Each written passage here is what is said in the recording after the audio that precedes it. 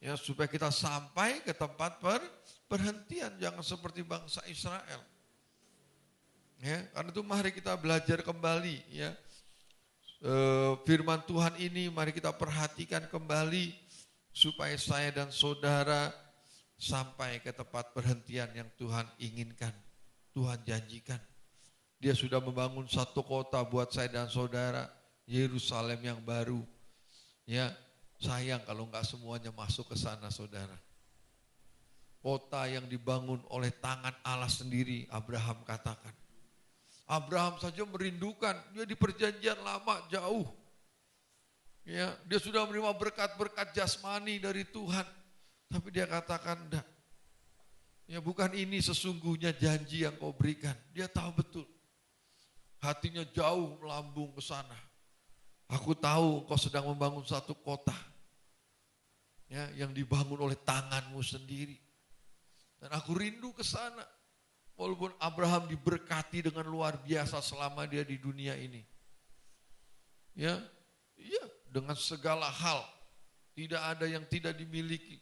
Dia di kemasyuran, dia miliki harta yang melimpah, dia miliki kekuatan, dia miliki. Tetapi dia berkata bukan ini. Ya, bukan ini kata Abraham. Aku merindukan satu tempat yang dibangun oleh tanganmu sendiri. Itu Abraham. Terlebih saya dan saudara.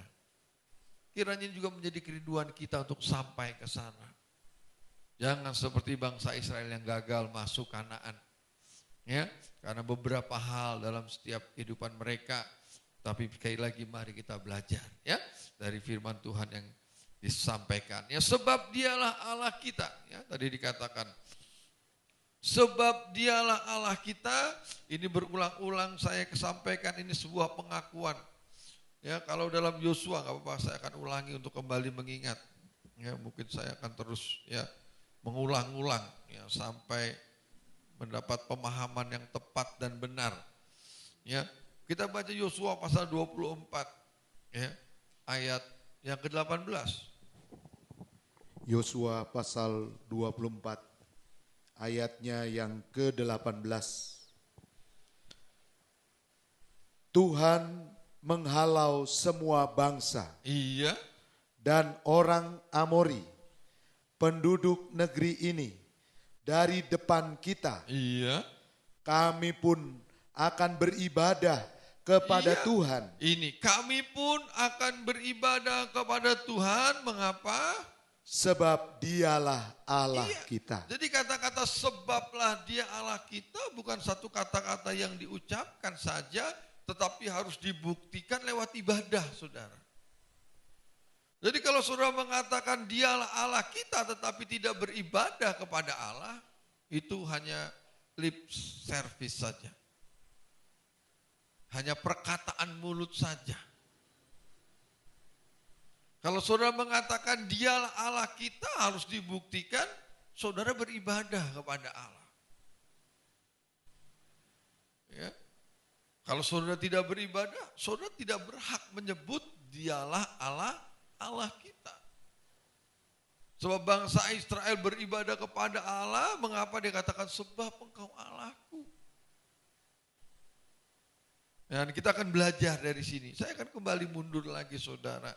Kenapa bangsa Israel keluar dari Mesir? Ya, menjadi pelajaran yang indah buat saya dan saudara. Ya, supaya kita kuat di sini terlebih dahulu. Ya, sebab nanti kalau sudah bergerak maju, itu kita masuk dalam umat gembalaannya, ya banyak tantangan, saudara. Ya, saudara harus mantap di sebab dialah Allah kita, apapun yang terjadi dialah Allah kita, dan akan saya terus buktikan kalau dia itu Allah kita, saya buktikan lewat saya beribadah kepadanya. Entah itu ada tantangan, tak ada apapun, tetap aku harus beribadah. Kenapa? Sebab dialah Allah kita. Ya. Dan Tuhan itu sangat menghargai itu. Ya, coba kita buka dalam Keluaran ya. Keluaran ya, beberapa ayat. Ya, kita baca Keluaran pasal 7 ayat 16 ya, berantai kita baca beberapa ayat. Keluaran pasal 7 ayatnya yang ke-16. Ya, ini tulah pertama, saudara. Dan katakanlah kepadanya, Iya, Tuhan Allah orang Ibrani telah mengutus aku kepadamu untuk mengatakan, iya. biarkanlah umatku pergi. Iya, biarkanlah umatku keluar dari Mesir. Biarlah umatku pergi. Terus? Supaya mereka beribadah kepadaku Iya. di padang gurun. Meskipun begitu, sampai sekarang engkau tidak mau mendengarkan. Sebelum tulah pertama diberikan, Tuhan berpesan melalui Musa, katakan, biarkanlah umatku pergi, meninggalkan Mesir. Tujuannya untuk supaya mereka bisa beribadah. Ya, terus 8 ayat 1, tidak apa-apa, berapa ayat kita baca.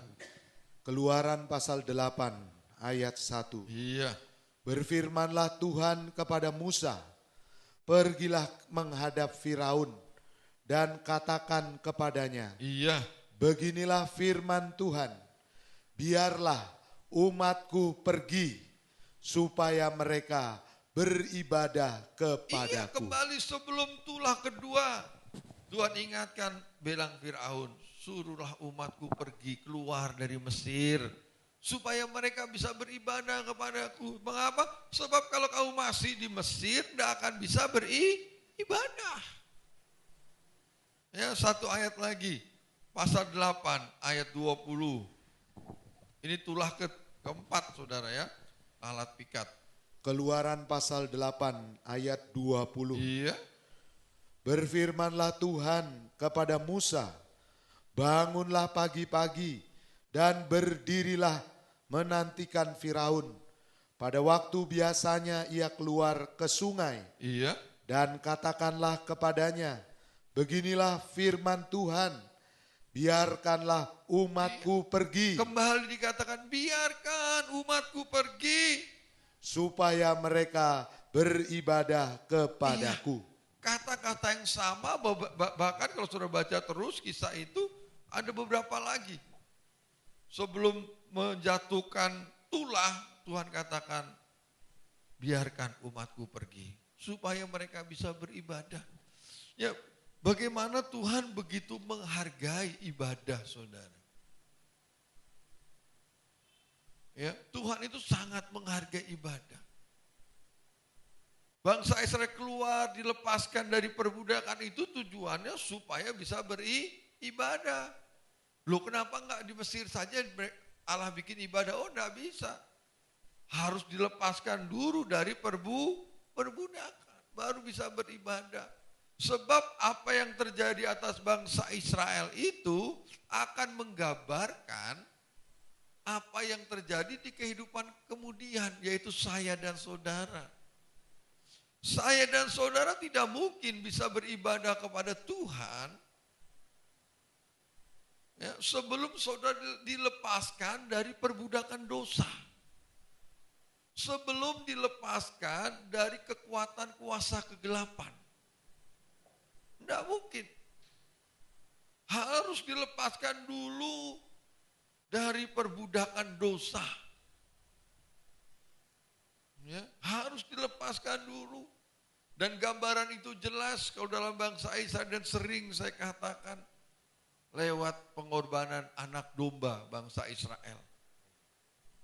Ya, dengan mengolesi darahnya di tiang pintu.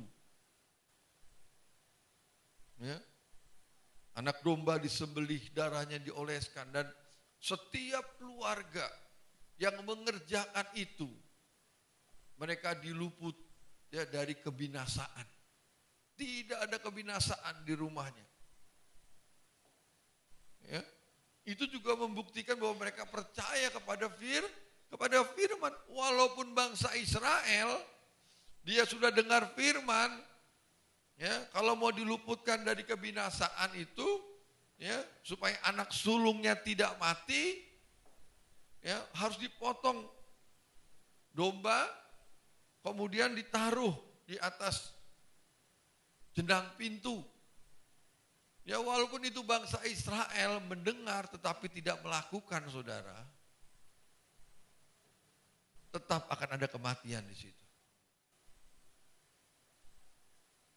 Itu pun yang harus saya dan saudara kerjakan. Memang darah Kristus sudah tercurah. Sudah dikorbankan di atas kayu salib. Ya, tapi bukan berarti saudara harus diam saja. Saudara harus percaya dengan apa yang dikatakan firman. Saudara harus lakukan itu. Percaya itu melakukan, saudara. Waktu murid-murid bertanya, apa yang harus kami lakukan? Percayalah kepadaku. Jadi percaya itu merupakan perbuatan. Satu tindakan. Bukan manggut-manggut begini, percaya bukan. Percaya itu harus diwujudkan dengan satu buah tindakan. Kalau saudara percaya bahwa dialah Allah kita, buktikan dengan satu tindakan. Apa itu? Beribadah kepadanya. Ya, beribadah kepadanya, bukan yang lain. Ya, bukan yang lain. Dan Allah, coba kita buka dalam Ibrani. Ibrani pasal 9 ayat 14. Ibrani pasal 9 ayatnya yang ke-14. Iya. Betapa lebihnya darah Iya, Kristus betapa lebihnya darah Kristus. yang oleh roh yang kekal Iya, telah mempersembahkan dirinya sendiri mempersembahkan dirinya sendiri kepada Allah sebagai persembahan yang tak bercacat, iya, akan menyucikan hati nurani kita dari perbuatan-perbuatan yang sia-sia, supaya kita dapat beribadah kepada Allah yang hidup. Jadi pengorbanan darah Kristus, ya betapa lebih darah Kristus, ya yang sudah dipersembahkan sebagai persembahan yang tak bercacat, itu akan menyucikan hati nurani saudara dari dosa. Itu bagikan saudara dilepaskan dari perbudakan dosa. Tapi tujuannya cuma satu, dikatakan supaya kita dapat beribadah kepada Allah. Jadi ibadah yang saudara kerjakan itu adalah bukti saudara menghargai korban Kristus, saudara, sebenarnya. Jadi ibadah itu sesuatu yang mahal, saudara. Ya, bukan murahan. Saudara harus belajar menghargai ibadah. Iya. Mengapa? Sebab ibadah itu adalah bukti kasih saudara kepada Tuhan. Ya, sebab ibadah itu bukti saudara menghargai pengorbanan Kristus. Ya, jadi darahnya tercurah itu untuk menyucikan saya dan saudara. Itu bagaikan saudara dilepaskan dari perbudakan dosa. Sama seperti bangsa Israel. Anak domba dipotong, darahnya dioleskan. Itu untuk melepaskan bangsa Israel dari perbudakan Mesir. Tujuannya suruh ibadah. Saya dan saudara juga seperti itu. Dengan darah yang mahal itu. Dikerjakan. Tujuannya supaya saudara beribadah kepada Tuhan.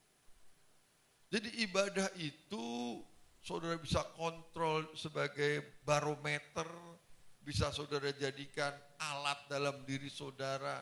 Seberapa besar saudara menghargai ibadah, sebesar itu pula saudara menghargai korban Kristus.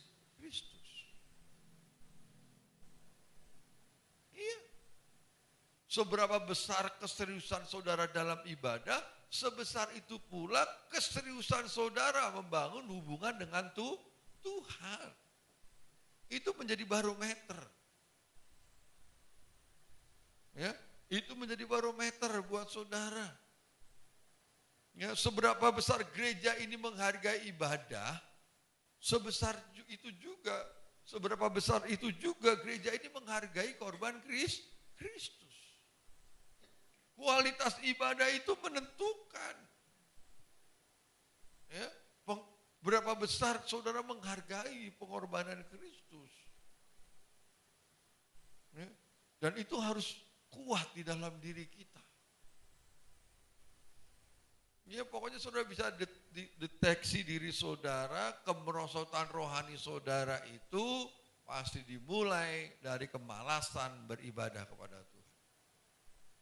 Kalau sudah mulai malas beribadah, berarti rohani saudara sudah sedang mengalami kemerosotan. Dengan alasan apapun. Ya mungkin begini, begitu, tapi kalau saudara sudah malas, enggan untuk datang beribadah. Ya, itu berarti rohani saudara sedang mengalami penurunan. Kasih saudara kepada Kristus sedang mengalami penurunan. Iya, cinta saudara kepada Kristus sedang mengalami penurunan. Dan itu kiranya menjadi perhatian buat kita. Dan itu sangat mudah dideteksi. Saya pun juga kadang-kadang, ibadah begini malas bener, kadang-kadang keluar. Muncul saudara, gak bergairah. Apalagi ngeliat ibadah gitu-gitu aja saudara. Iya. Kadang-kadang juga, tapi bukan. Ibadah itu hubungan saudara dengan Tuhan. Iya. Ibadah itu membangun. Ya, kata ibadah yang tadi dalam Ibrani tadi, itu menggunakan kata abad, itu artinya dalam bahasa Inggrisnya to work atau serve, melayani, bekerja atau melayani. Jadi ibadah itu melayani saudara. Ya, waktu saya renungkan, berarti kalau yang saudara yang duduk gini tidak melayani, saudara juga melayani saudara. Saya yang khotbah gini juga melayani. Saudara yang memuji nama Tuhan itu melayani saudara. Jadi dalam ibadah itu harus ada aktivitas, pekerjaan yang saudara lakukan. Saudara nggak bisa diem dalam ibadah. Mengapa? Sebab ibadah itu identik dengan melayani. Jadi waktu Tuhan katakan biarkan umatku pergi supaya mereka melayani aku. Supaya mereka bekerja dengan aku. Ya? Apakah semua bangsa Israel menjadi pelayan-pelayan? Kan enggak saudara, apalagi dalam bangsa Israel. Hanya orang Lewi saja yang boleh ambil bagian dalam pelayanan di kemah suci. Berarti yang bangsa Israel lain enggak melayani. Oh enggak, kata Tuhan, tetap kamu harus melayani aku. Lewat apa yang dikerjakan, mempersembahkan korban itu melayani saudara. Waktu saudara nyanyi, muji nama Tuhan, itu melayani Tuhan. Bukan hanya yang main musik yang melayani, bukan hanya leader dan singer yang melayani. Saudara jemaat yang memuji nama Tuhan, itu juga melayani Tuhan.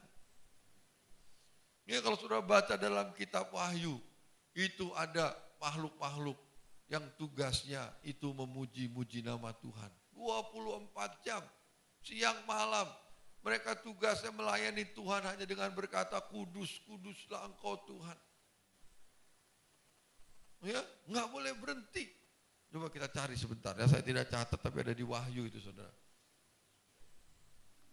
Wahyu pasal 4.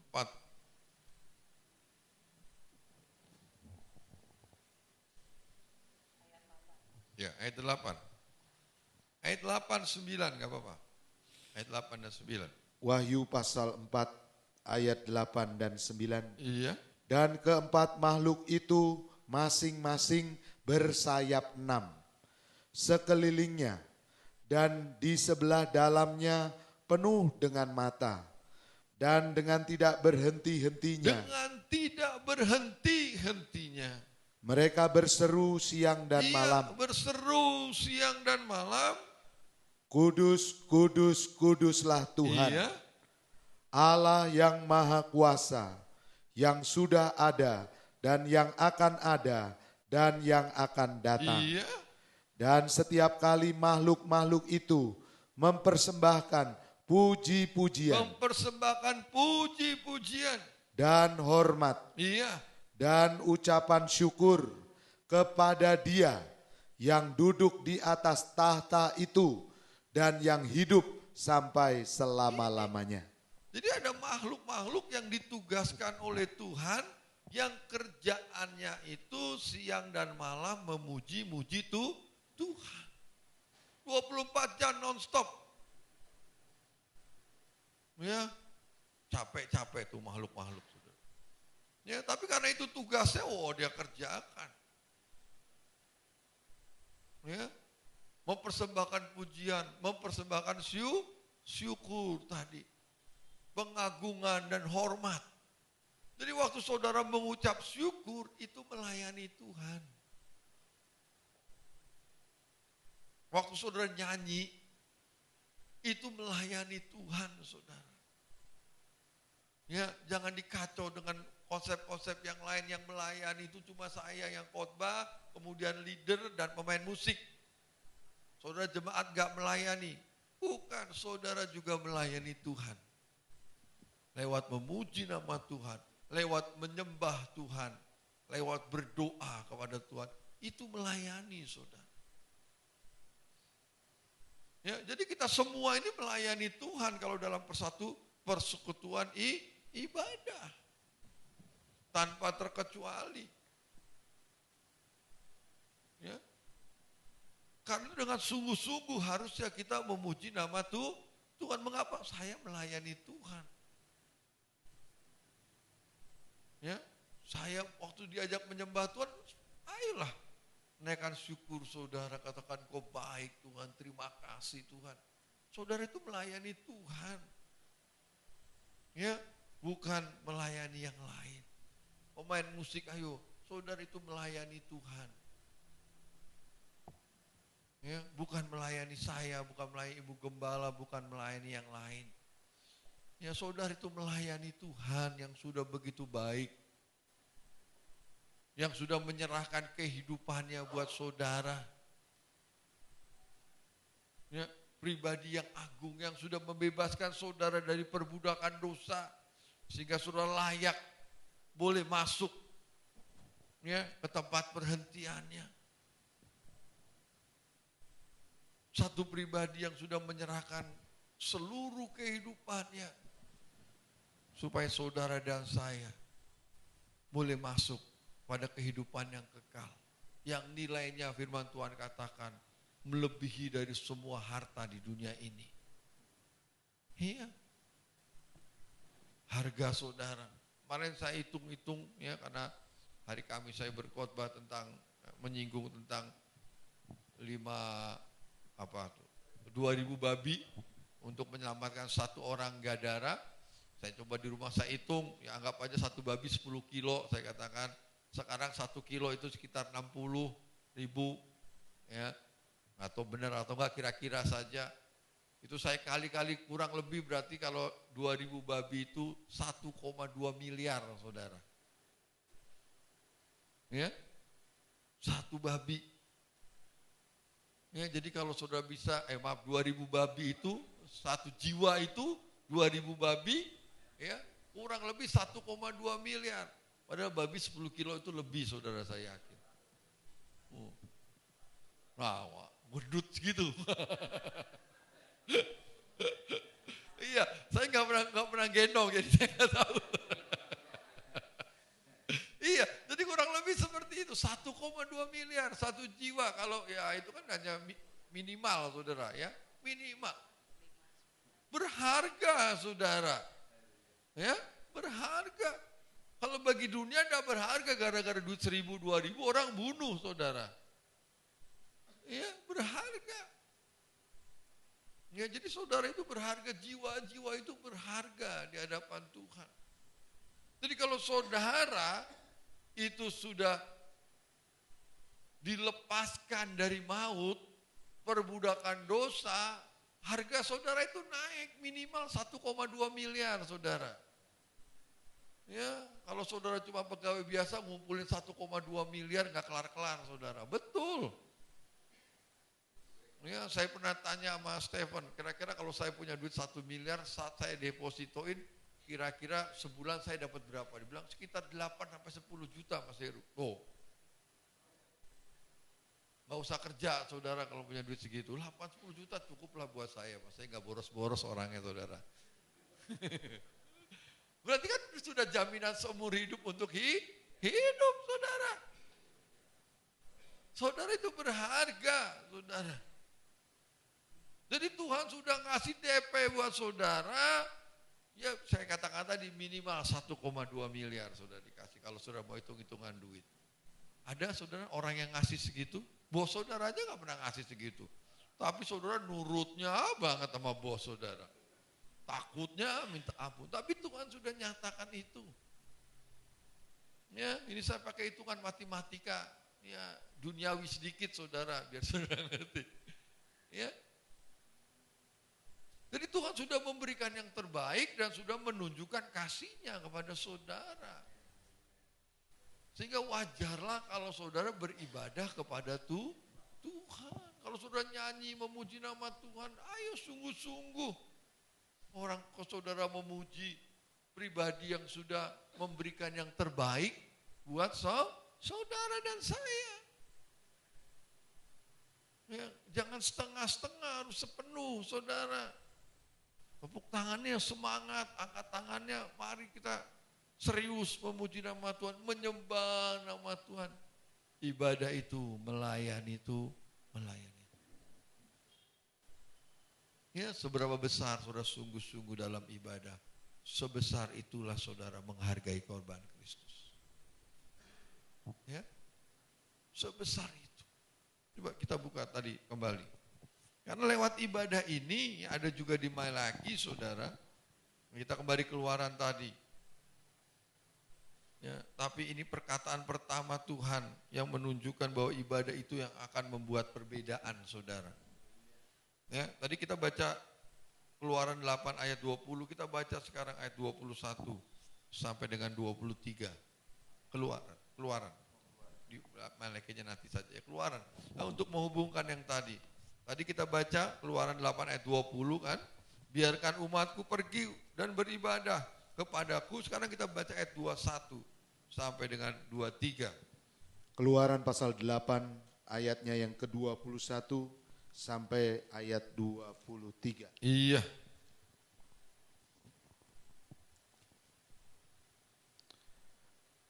Sebab jika engkau tidak membiarkan umatku itu pergi. Iya, atau berkata kalau engkau enggak membiarkan umatku untuk beribadah terus, maka aku akan melepaskan pikat terhadap engkau. iya, terhadap pegawai-pegawaimu, rakyatmu, dan rumah-rumahmu, sehingga rumah-rumah orang Mesir, bahkan tanah di mana mereka berdiri, akan penuh dengan pikat. Tetapi pada hari itu, aku akan mengecualikan tanah Gosen, iya, di mana umatku tinggal, iya, sehingga di sana tidak ada terdapat pikat, supaya engkau mengetahui bahwa aku, Tuhan, ada di negeri ini. iya. Sebab aku akan mengadakan perbedaan. Sebab aku akan mengadakan perbedaan antara umatku dan bangsamu. Besok tanda mujizat ini akan terjadi. Jadi lewat ibadah ini Tuhan akan menunjukkan perbedaannya saudara. Ya, antara umatku dengan yang bukan. Jadi lewat ibadah itu akan membuat saudara berbeda seharusnya di pemandangan Tuhan. Tapi kalau ibadah yang saudara kerjakan tidak seperti yang dia inginkan saudara, sangat disayangkan. Ya, sangat disayangkan. Ya, Malaki sekarang, ya Malaki pasal 3 ayat 17-18. Maleaki pasal 3 ayat 17 dan 18. Mereka akan menjadi milik kesayanganku sendiri. Iya. Firman Tuhan semesta alam. Pada hari yang kusiapkan, aku akan mengasihani mereka. Iya. Sama seperti seseorang menyayangi anaknya yang melayani Kata dia. melayani ini sama katanya menggunakan abad yang tadi saya katakan. Artinya to work, serve atau beribadah diartikan. Terus? Maka kamu akan melihat kembali Iya. perbedaan antara orang benar dan orang fasik, antara orang yang beribadah Ya. kepada Allah. Kata ibadah ini juga sama abad. Ya, kalau dalam bahasa Ibraninya. Ya, sama artinya abad yang menggunakan kata yang sama. Terus? Dan orang yang tidak beribadah kepadanya. Iya. Jadi Tuhan akan mengadakan perbedaan antara orang yang beribadah, tapi bukan sekedar ibadah datang, karena ibadah itu abad, artinya melayani.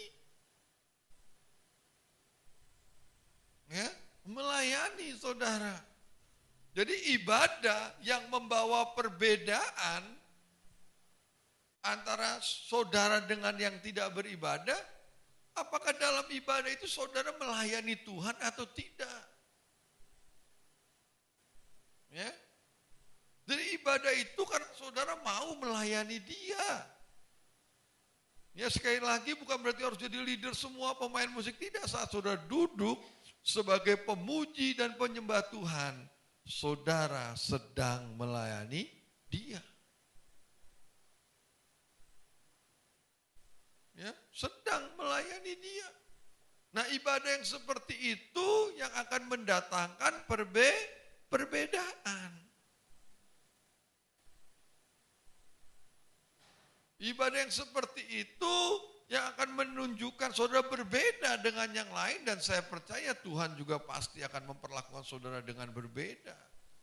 Ya, karena tadi dikatakan, ya, aku akan mengasihi mereka sama seperti seorang anak, ya, sama seperti seorang menyayangi anaknya yang melayani, yang beribadah kepadanya. Bukan hanya yang duduk diam dengar, tidak, ada work, ada pekerjaan, ada sesuatu yang dilakukan. Ya. Serve, menggunakan melayani itu berarti dengan segala kerendahan hati. Saudara nggak bisa melayani kalau nggak merendahkan diri di hadapan saudara. Suatu pekerjaan yang dikerjakan dengan merendahkan hati di hadapan Tuhan. Kalau melayani posisinya pasti di bawah, saudara. Karena dia mau melayani.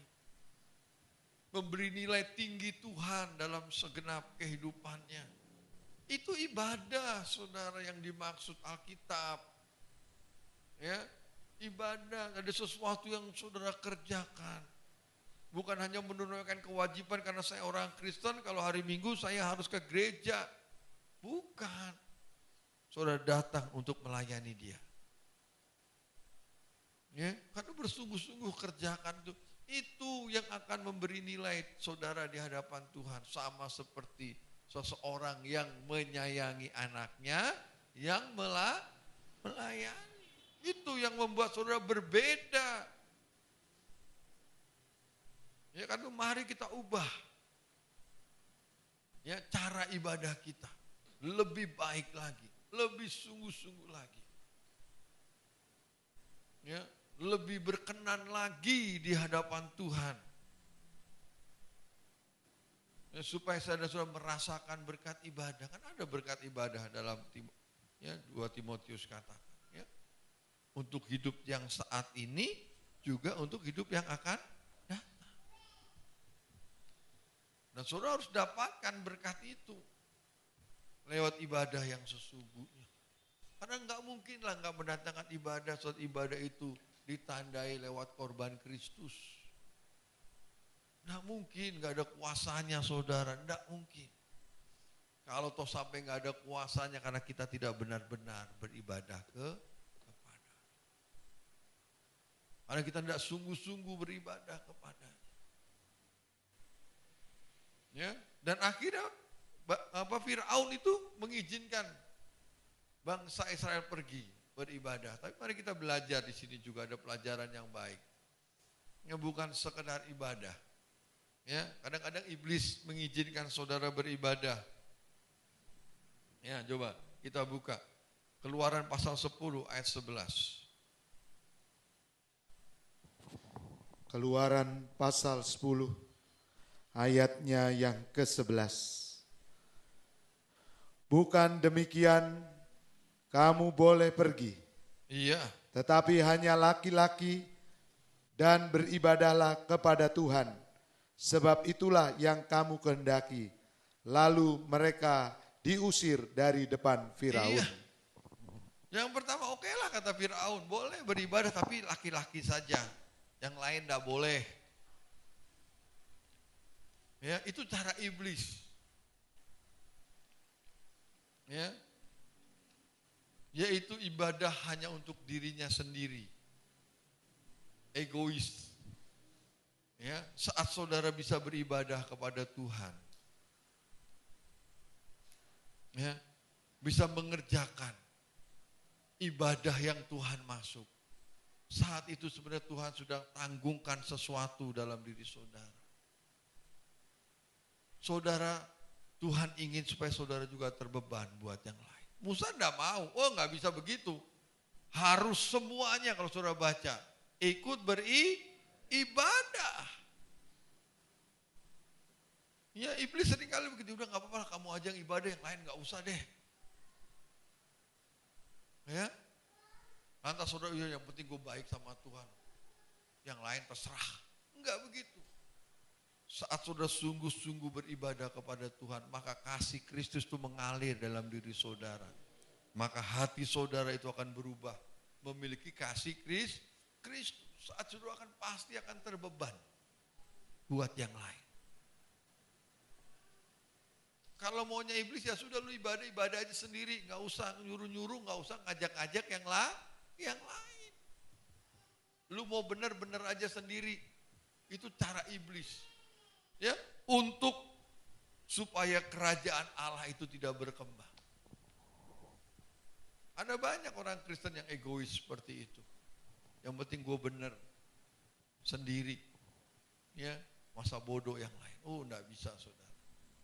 Kalau saudara sudah sungguh-sungguh beribadah kepada Tuhan. Ya, maka hati saudara akan diubah oleh Tuhan. Memiliki hati yang penuh dengan belas kasihan. Saudara akan sedih kalau melihat orang tidak setia kepada Tuhan. Saudara akan sedih kalau melihat keluarga saudara ada yang belum beribadah kepada Tuhan. Itu menjadi barometer kalau saudara itu sudah sungguh-sungguh beribadah. Tapi kalau masih egois saja untuk diri sendiri, bahkan untuk diri sendiri aja belum betul, saudara belum sungguh-sungguh di dalam ibadah. Saudara masih terbelenggu dengan konsepnya Firaun, dengan konsepnya iblis. Ya, tapi saat saudara dilepaskan dari itu, maka hati saudara itu akan penuh dengan belas kasihan. Ya, terhadap jiwa. Saudara nggak akan masa bodoh dengan yang lain, enggak. Karena saat itu kasih persaudaraan mengalir dalam diri saudara. Ya, saudara akan bergumul buat yang lain. Ada teman saudara misalnya yang sudah lama tidak beribadah. Kalau saudara beribadah dengan benar, itu pasti akan menjadi beban buat saudara. Saudara akan bergumul buat mereka. Tapi kalau saudara masih terbelenggu dengan konsepnya Firaun, udah, yang laki-laki saja. Kenapa yang laki-laki? Sebab saat itu ya seperti itu hanya laki-laki kepala, sudah satu saja. Yang perempuan enggak usah. Ya, diharapkan bangsa Israel mau. Oh, tapi tidak, saudara baca kisah enggak.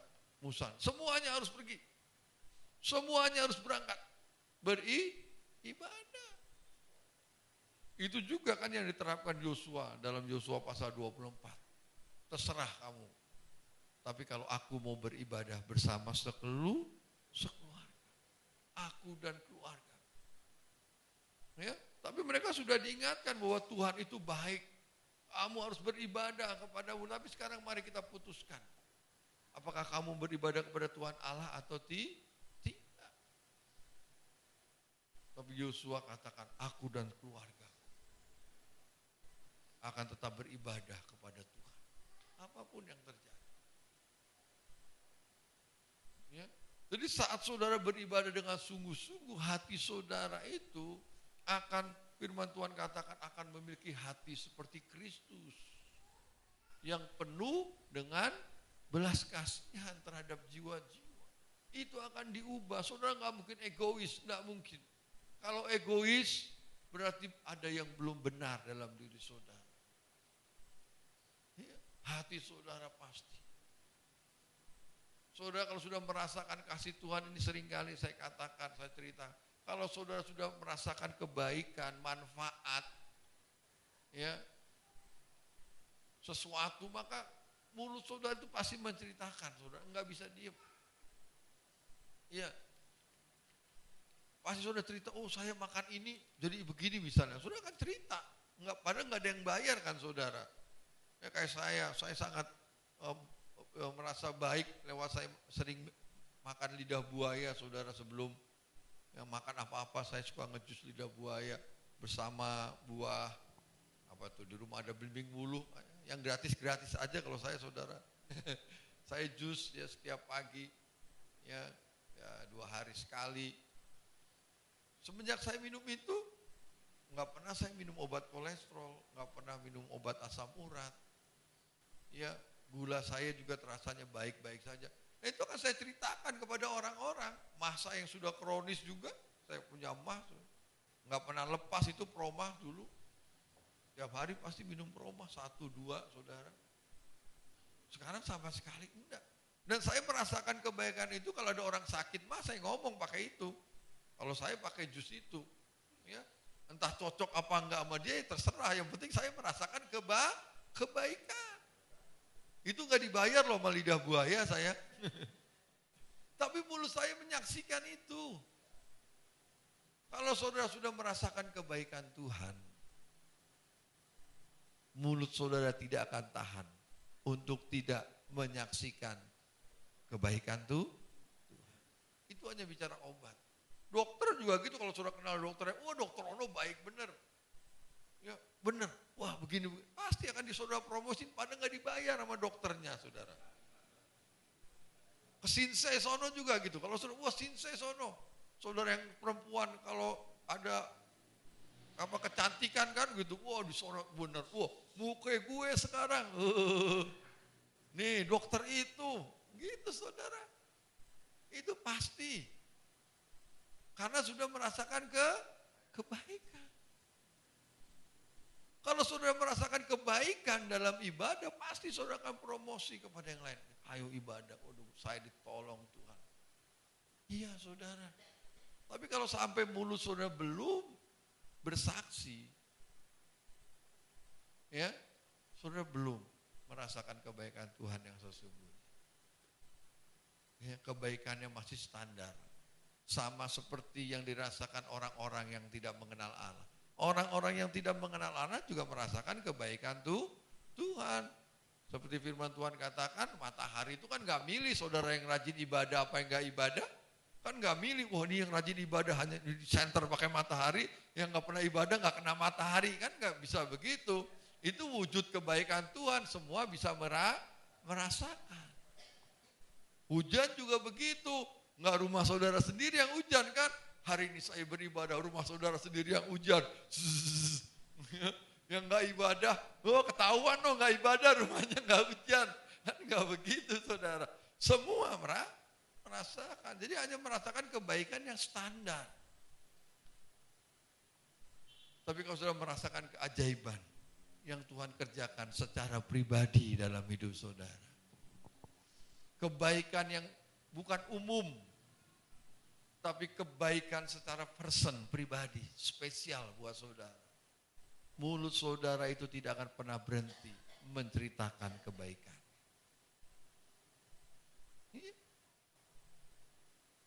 hati saudara diubah akhirnya.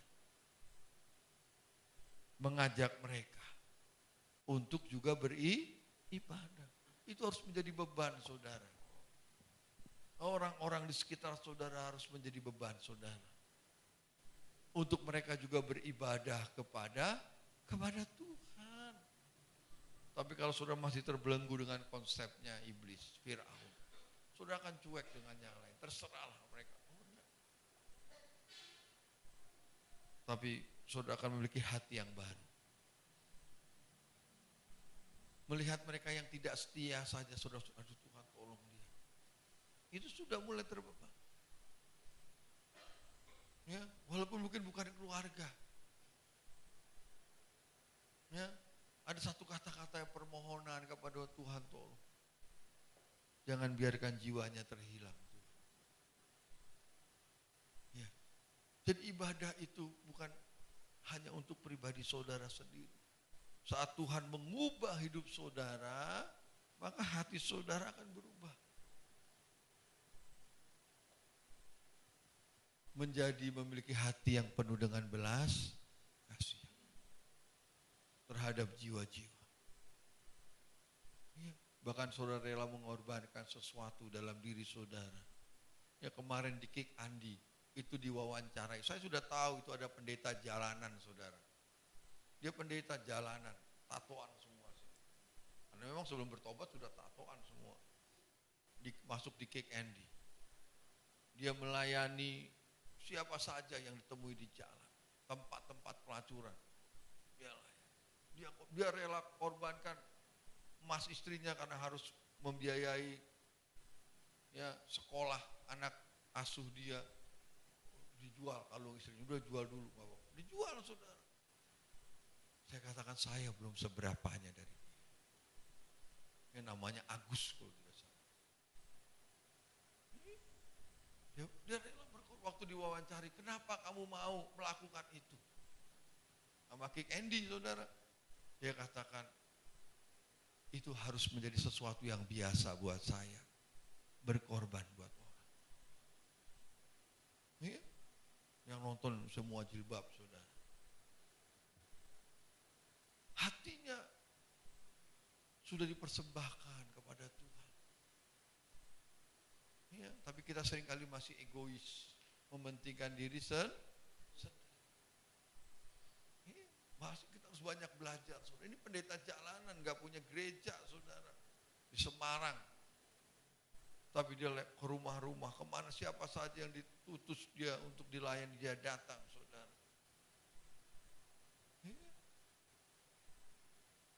Pengorbanannya luar biasa, saudara. Hatinya sudah dulu dia hatinya egois. Preman itu pasti egois, mementingkan diri sendiri. Tapi begitu diubahkan oleh Tuhan, ya, dia melayani banyak jiwa untuk kemuliaan nama Tuhan. Karena ibadah itu memang identik dengan pengorbanan. Ya, kita maju sedikit lagi ya. Di dalam Keluaran 10 ayat 24 sekarang. Keluaran pasal 10 ayatnya yang ke-24. Iya. Lalu Firaun memanggil Musa serta berkata, pergilah, beribadahlah kepada Tuhan. Iya, boleh pergi beribadah kepada Tuhan. Ini sudah semuanya boleh, saudara. Yang laki, yang perempuan, anak-anak boleh beribadah. Hanya kambing dombamu dan lembu sapimu harus ditinggalkan. Iya. Juga anak-anakmu boleh turut beserta kamu. Iya, boleh ibadah tapi kambing, lembu, sapi ditinggal. Anak-anak boleh berangkat. Musa mau? Enggak mau. Katanya kalau sudah baca, bagaimana saya berkorban, beribadah kepada Tuhan. Enggak mau. Sebab ibadah itu identik dengan pengorbanan. Ya, jadi kalau saudara ibadah tapi tidak mau berkorban, itu belum ibadah yang sesungguhnya. Ya, berkorban bukan saja uang atau persembahan, bukan itu saja. Tapi yang jelas kalau saudara mau beribadah, harus ada pengorbanan. Iblis bisa udah gak apa-apa ibadah, tapi jangan berkorban. korban itu sakit seharusnya saudara. Jadi kalau ibadah ada rasa sakit enggak apa-apa saudara. Itu pengorbanan. Ya, ada sesuatu yang dipersembahkan. Kalau ibadah itu saudara, ya bahkan dalam Roma pasal 12 dikatakan, hidup kita ini, coba kita baca saya Roma 12 ayat 1. Ya, sedikit lagi. Roma pasal 12 ayat 1. Iya. Karena itu, saudara-saudara, demi kemurahan Allah, aku menasehatkan kamu, supaya kamu mempersembahkan tubuhmu. Persembahkan tubuhmu. Sebagai persembahan yang hidup. Yang hidup. Yang kudus. Dan yang berkenan kepada Allah. Itu adalah ibadahmu yang sejati. Itu ibadah yang sejati. Jadi ada pengorbanan dalam ibadah itu saudara. Ya, ada sesuatu yang dipersembahkan kepada Tuhan dan biasanya namanya korban itu sakit saudara. Menggores. Ya. Jadi mari saudara. Ibadah itu identik dengan pengorbanan. Adanya sesuatu yang harus saudara keluarkan. Membayar. Adanya sesuatu yang saudara berikan. Ya, yang Tuhan inginkan adalah seluruh hidup saudara diberikan kepada Tuhan. Itulah ibadah yang sejati. Ya, kalau saudara masih hitung-hitungan memuji nama Tuhan, hitung-hitungan menyembah Tuhan, aduh masih jauh sekali. Ya belum seberapa, mau waktu hitung-hitungan saudara. Pada ibadah di tempat ini paling lama itu 3 jam saudara. Paling lama saudara. Mari, gak usah dihitung-hitung waktu. Kalau perlu jamnya diumpetin saudara. Jangan dikit-dikit melihat jam terus saudara. Ya. Iya. Saudara sedang dituntut mempersembahkan waktu saudara buat Tuhan. Ya. Dalam Mazmur katakan hari Sabat itu harus menjadi satu hari kenikmatan. Kenapa tidak menikmati sebab masih mengurusi urusannya sendiri. Ibadah itu sudah dikorbankanlah. Urusan saudara itu dikorbankan. Dipersembahkan sudah. Ibadah khusus. Ya, saudara mempersembahkan hidup saudara kepada Tuhan. Jangan lagi ibadah itu mengurusi urusannya sendiri. Ayo, cuma 3 jam. Ini disampaikan supaya ibadah kita semakin layak berkenan. Itu wujud penghargaan saudara kepada korban Kristus. Masa gak bisa sih? Ya 3 jam kita sungguh-sungguh berurusan dengan Tuhan. Iya. Nanti akan ada keajaiban. Firman Tuhan katakan. Pasti terjadi. Ya. Lakukan itu. Sebab Tuhan katakan, aku akan mengadakan perbedaan antara orang-orang yang beribadah kepadaku. Tapi mari kita koreksi, benarkah perbedaan itu sudah terjadi? Atau masih sama saja? Kalau belum terjadi perbedaan itu, mari kita lebih baik lagi dalam beribadah. Mengapa? Sebab selama ini ternyata yang kita anggap ibadah belum dianggap ibadah oleh Tuhan. Ya, apa yang saudara kerjakan dan saudara berkata ngapain saya ke gereja, ngapain ibadah. Ternyata di hadapan Tuhan belum dianggap itu beribadah. Ya. Sehingga Tuhan belum mengadakan perbedaan. Kebaikan Tuhan yang saudara rasakan masih kebaikan yang pada umumnya. Belum ada perbedaan saudara. Tapi nanti kalau sudah merasakan kebaikan spesial daripada Tuhan. Ya, kebaikan khusus pribadi buat saudara. Saudara merasakan itu. Ya, baru saudara katakan ada perbedaan nih. Dan kalau itu sudah saudara rasakan, mulut saudara pasti akan menceritakan. Saudara pasti, hati saudara akan tertarik untuk mengajak mereka yang lain. Untuk lebih setia, lebih sungguh-sungguh. Hati saudara akan penuh dengan belas kasihan. Sebab saudara sudah merasakan kebaikan Tuhan. Ya, dan saudara tidak lagi hitung-hitungan waktu berkorban buat Tuhan dalam ibadah. Iya saudara, kalau waktu saja saudara masih hitung-hitungan, apalagi yang lain saudara. Iya, yang lain. Padahal Tuhan menuntut saya dan saudara sampai mempersembahkan tadi segenap hidup. Dan inilah yang membedakan Kaleb. Ada banyak ayat, tapi satu saja. Ya, dengan bangsa Israel, sehingga Kaleb bisa masuk, ya, ke dalam tempat atau tanah perjanjian. Coba Bilangan 32 ayat 11-12. Bilangan pasal 32 ayat 11-12. Bilangan pasal 32 ayat 11 dan 12. Bahwasanya orang-orang yang telah berjalan dari Mesir, yang berumur 20 tahun ke atas, tidak akan melihat negeri yang kujanjikan. Iya, tidak akan melihat negeri yang kujanjikan. Dengan bersumpah kepada Abraham, Ishak dan Yakub. Oleh karena mereka tidak mengikut aku dengan sepenuh hatinya. Iya, tidak mengikuti apa? Aku dengan sepenuh. Tadi keluar itu tujuannya beribadah. Ya, biarkan mereka umatku pergi untuk beribadah kepadaku.